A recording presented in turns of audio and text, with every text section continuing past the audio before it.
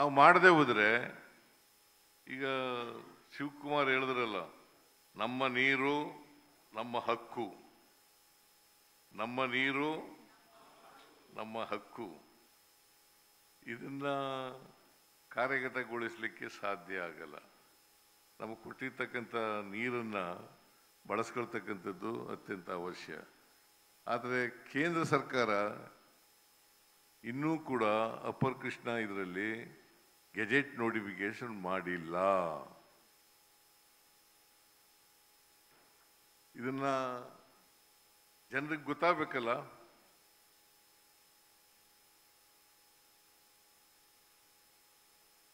ಭಾರತೀಯ ಜನತಾ ಪಕ್ಷದವರು ಆರೋಪಗಳನ್ನು ಮಾಡ್ತಾರೆ. ಮಾಡಲಿ, ವಿರೋಧ ಪಕ್ಷದಲ್ಲಿ ಇದ್ದಾರೆ, ಮಾಡಲಿ, ನಾನು ಬೇಡ ಅಂತ ಹೇಳಲ್ಲ. ಆದರೆ ಯಾವುದನ್ನ ಮಾಡಬೇಕು ಅದನ್ನು ಮಾಡಲ್ಲ. ಇವತ್ತಿನವರೆಗೂ ನೀರಾವರಿ ಬಗ್ಗೆ ಒಂದು ದಿನ ಪಾರ್ಲಿಮೆಂಟ್ನಲ್ಲಿ ಮಾತಾಡಿಲ್ಲ. JDSನವರು ಬಹಳ ಮಾತಾಡ್ತಾರೆ ನದಿ ನೀರಿನ ಬಗ್ಗೆ, ಆದರೆ ಒಂದು ದಿನ ಅಲ್ಲಿ ಮಾತಾಡಲ್ಲ. ಅಷ್ಟೇ ಅಲ್ಲ, ಹಣಕಾಸಿನ ವಿಚಾರದಲ್ಲೂ ಕೂಡ ಮಾತಾಡಲ್ಲ. ನಾವು ಒಂದು ವರ್ಷಕ್ಕೆ ಸುಮಾರು 45 ಲಕ್ಷ ಕೋಟಿ ರೂಪಾಯಿಗಳನ್ನು ತೆರಿಗೆ ರೂಪದಲ್ಲಿ ಕೊಡ್ತೀವಿ. 45 ಲಕ್ಷ ಕೋಟಿ ರೂಪಾಯಿಗಳನ್ನು ತೆರಿಗೆ ರೂಪದಲ್ಲಿ ಕೊಡ್ತೀವಿ. ನಮಗೆ ಬರ್ತಕ್ಕಂಥದ್ದು ಸುಮಾರು 60,000 ಕೋಟಿ ರೂಪಾಯಿ. 60,000 ಕೋಟಿ, 4.5 ಲಕ್ಷ ತೆರಿಗೆ ಕೊಡ್ತಕ್ಕಂಥದ್ದು ರಾಜ್ಯದಿಂದ. ಅಂದರೆ ನಾವು 1 ರೂಪಾಯಿ ಕೊಟ್ಟರೆ 14ರಿಂದ 14 ಪೈಸೆ ವಾಪಸ್ ಬರ್ತದೆ. ಇದು ಒಂದಿನೂ ಮಾತಾಡಲ್ಲ. ಬರೀ ನೀರಾವರಿ ವಿಚಾರ ಅಷ್ಟೇ ಅಲ್ಲ, ಈಗ ಕಬ್ಬು ಬೆಳೆಗಾರರ ಸಮಸ್ಯೆ ಇದೆ. SRP ನಿಗದಿ ಮಾಡೋರು ಅವರು, MSP ನಿಗದಿ ಮಾಡೋರು ಅವರು.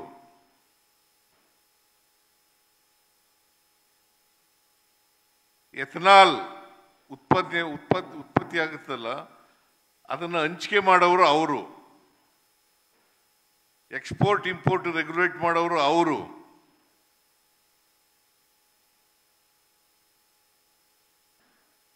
ಒಂದು ದಿನ ಮಾತಾಡಲ್ಲ.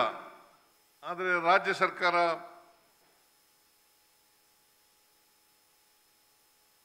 ನಮ್ಮ ಜವಾಬ್ದಾರಿ ಏನೂ ಇಲ್ಲ. ಆದರೆ ರಾಜ್ಯ ಸರ್ಕಾರ ಕೊಡಬೇಕು, ಇದು ಇತ್ಯರ್ಥ ಮಾಡಬೇಕು, ರೈತರ ಸಮಸ್ಯೆಗಳನ್ನು ಇತ್ಯರ್ಥ ಮಾಡಬೇಕು. ನಾವು ರೈತರ ಪರವಾಗಿರ್ತಕ್ಕಂಥ ಸರ್ಕಾರ.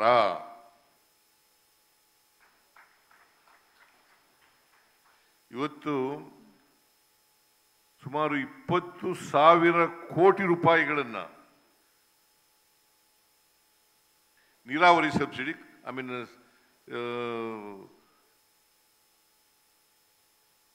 ಪಂಪ್ಸೆಟ್ ಸಬ್ಸಿಡಿ ಕೊಡ್ತಾ ಇದ್ದೀವಿ.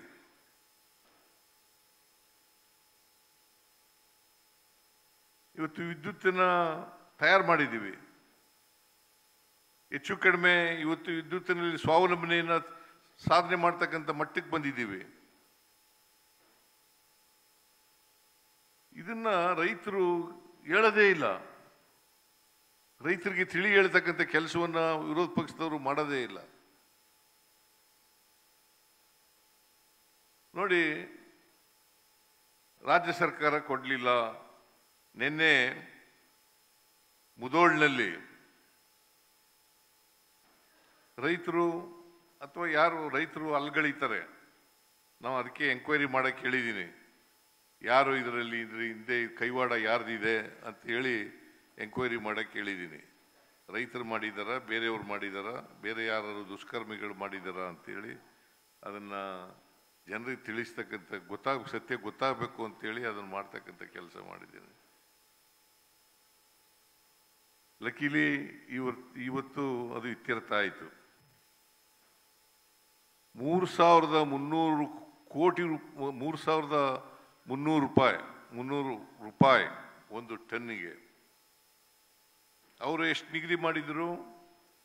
10.25 ಇಳುವರಿ ಇರ್ತಕ್ಕಂಥ ಕಬ್ಬಿಗೆ 3,550 ಕೋಟಿ 50 ರೂಪಾಯಿ 3,550 ರೂಪಾಯಿ including cutting charges, harvesting charges ಮತ್ತು ಟ್ರಾನ್ಸ್ಪೋರ್ಟ್ ಕಾಸ್ಟ್ ಮಾಡಿದರು. ಸುಮಾರು 800ರಿಂದ 900 ರೂಪಾಯಿ ಹಾರ್ವೆಸ್ಟಿಂಗ್ ಮತ್ತು ಟ್ರಾನ್ಸ್ಪೋರ್ಟ್ ಕಾಸ್ಟ್ ಆಗ್ತದೆ. ಅದು ಕಳೆದ್ರೆ ಎಷ್ಟಾಪ ಉಳಿತದೆ? 3,550 ರೂಪಾಯಿನಲ್ಲಿ 2,750 ರೂಪಾಯಿ ಉಳಿತದೆ. ಅವ್ರು ಕೊಡೋದು ಅಷ್ಟು. FRP ನಿಗದಿ ಮಾಡೋರ ಅಧಿಕಾರ ಇರೋದು ಅವ್ರಿಗೆ. ಇದರಲ್ಲಿ ಕಲ್ಟಿವೇಶನ್ ಕಾಸ್ಟು ಲೆಕ್ಕ ಹಾಕೊಂಡು ಮಾಡಬೇಕು, ಗೊಬ್ಬರ ಹಾಕಿದ್ನೂ ಮಾಡಬೇಕು. ಇದೆಲ್ಲ ಮಾಡಿದ್ರು ಕೂಡ ರೈತರು FRP ಜಾಸ್ತಿ ಕೇಳ್ತಕ್ಕಂಥದ್ರಲ್ಲಿ ನ್ಯಾಯ ಇದೆ ಅಂತಕ್ಕಂಥ ಮಾತುಗಳನ್ನು ಹೇಳಲಿಕ್ಕೆ ಬಯಸ್ತಾ ಇದ್ದೇನೆ. ಇದು ಬಗೆಹರಿಸಬೇಕಾದವ್ರು ಯಾರು? ಕೇಂದ್ರ ಸರ್ಕಾರ. ಪ್ರಹ್ಲಾದ್ ಜೋಶಿ ಸಂಬಂಧಪಟ್ಟಂತ ಮಂತ್ರಿ ಪತ್ರ ಬರೀತಾರೆ, ರಾಜ್ಯ ಸರ್ಕಾರನೇ ಮಾಡಬೇಕು ಅಂತೇಳಿ. ಅದಕ್ಕೆ ನಾನು ಒಂದು ದಿನ ಇಡೀ ದಿನ ಕೂತ್ಕೊಂಡು ಚರ್ಚೆ ಮಾಡಿ ಅದನ್ನು ಬಗೆಹರಿಸ್ತಕ್ಕಂಥ ಕೆಲಸ ಮಾಡಿದೆ.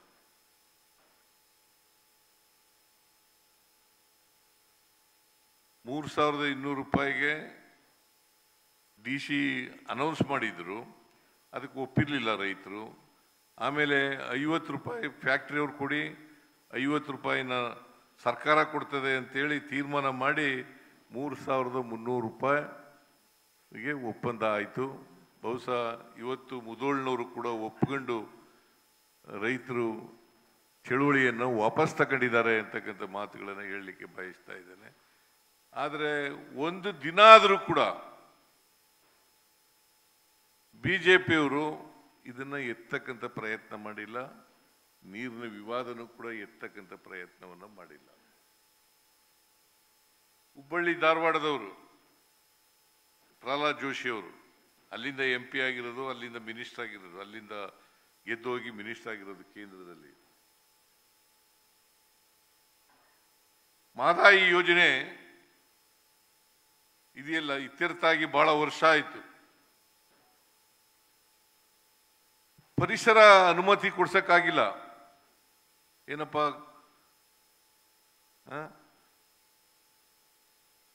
ಪರಿಸರ ಅನುಮತಿ ನೋಡಿ,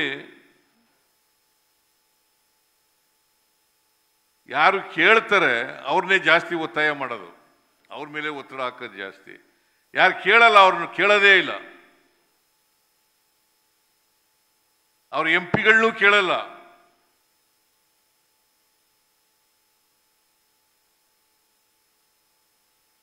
ಇದು ದುರಂತ ಅಂತಕ್ಕಂಥ ಮಾತುಗಳನ್ನು ಹೇಳಲಿಕ್ಕೆ ಬಯಸ್ತಾ ಇದ್ದೇನೆ. ಪ್ರಹ್ಲಾದ್ ಜೋಶಿ ಒಂದು ದಿನ ಜಲಸಂಪನ್ಮೂಲ ಸಚಿವರ ಹತ್ರ ಮಾತಾಡಿದಾರ? ಯಾವತ್ತಾರು ಇದನ್ನು ಬಗೆಹರಿಸ್ತೀನಿ ಅಂತ ಹೇಳಿದಾರ? ಎಷ್ಟು ವರ್ಷ ಆಯ್ತು? ಫಾರೆಸ್ಟ್ ಕ್ಲಿಯರೆನ್ಸು, ಎನ್ವೈರನ್ಮೆಂಟ್ ಕ್ಲಿಯರೆನ್ಸ್ ಆಗಬೇಕು. ಇದನ್ನ ಮಾಡ್ಕೊಡೋರು ಯಾರು?